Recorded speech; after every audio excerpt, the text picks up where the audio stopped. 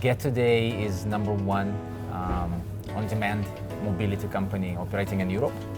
As a matter of fact, we're available in more than 60 cities, including London, Moscow, and New York as well. Company was focusing on Europe initially. This is how we started, and last year we made a push to New York. This is when we spoke last time. Today, New York happened to be our fastest growing territory. So we are happy actually growing equally well now in Europe and New York as well. And when you characterize yourself as number one or a leader, in terms of what? Because we have Uber, which is obviously a huge global player. There's Diddy Quaidi in China. We have a lot of other competitors out there. Yeah. How does Gett differentiate itself? Right. So first of all, we see that in the space mature today, right? And you see several players, local champions, across different key territories. Obviously, Uber and Lyft, and as much as Didi, great player in China, right? And Ola is a big player in India. In the same way, Gett is a leading player in Europe, being the local champion in terms of volume of rides, revenues, profits, cars, all the critical KPIs of operation. And there is actually similarity across all of these territories where you see that the global challenger actually have disadvantage or much smaller market share portion in those key markets. How do you work with businesses to do something that's different than what the others do? Yeah, so thank you for the question.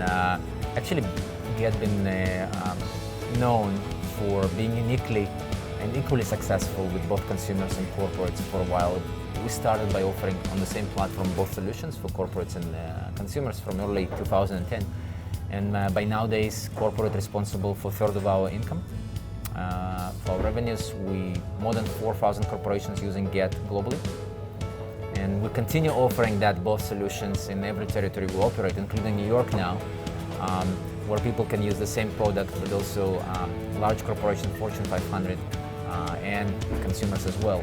And that's actually the reason why we had this future booking in advance, right?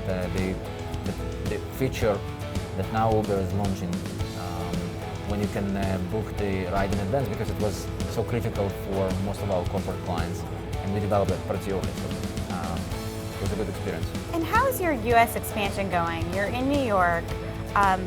I tested it out when it first came to New York, and there were so many people that were trying to get access to those $10 deals. Yep. Sometimes it was hard to find a car. Yep. Are you figuring out the supply and demand balance there? There's there's so much competition in the United States. Yeah. How are you making it work? So, and as you remember, as we discussed, the competition in New York actually is the one that really didn't have much competition before Gett arrived, because Uber pretty much dominated that market and actually charging relatively high fees and obviously surge.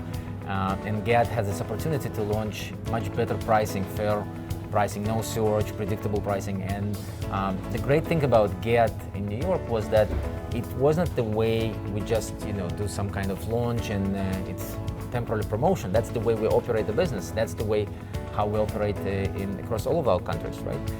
And of course, since then, we grew to be more than 5,500 cars now. So you get the same great experience of 5 minutes ETA and much better price and no surge. That's what Gett is very known now in New York. Yeah, you're known for not having surge pricing, which it can definitely be a headache sometimes when your fare triples. But it does make it a little bit harder to balance that supply and demand. I mean, how do you guarantee that there's always a Gett car when someone needs it? There's always enough drivers. We still offer peak time pricing for our drivers. It doesn't mean that we as a company cannot really take this pricing across all of the day and make it again flat and fixed and predictable, no surge for the consumers, while still paying fairly to our drivers and do have a peak time extra. And so where are you expanding? You said you're in 60 cities right now. Correct.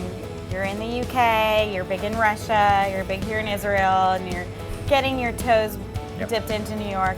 What other cities and markets? So with the help of the VW Group, as as we sign the contract now, we will be expanding across the rest of the countries in Europe. We expect to launch in Germany and some other great markets in Europe. And 5 years from now, are there still going to be Gett drivers? Is it going to be self-driving cars? How do you envision this space heading? Yeah. The elephant is in the room. Autonomous cars are soon to be present. There is a consensus that it's 2020 you will see first autonomous cars from many automakers on the roads, and by 2030 you will see half of all new cars being autonomous. That's actually changed in a good way the on-demand, because it will be possible to reduce the fares even better, even further from what we have today. Clearly, our exclusive partnership with the VW Group helps us to get the first to have an access to those autonomous cars, and we're looking for that future.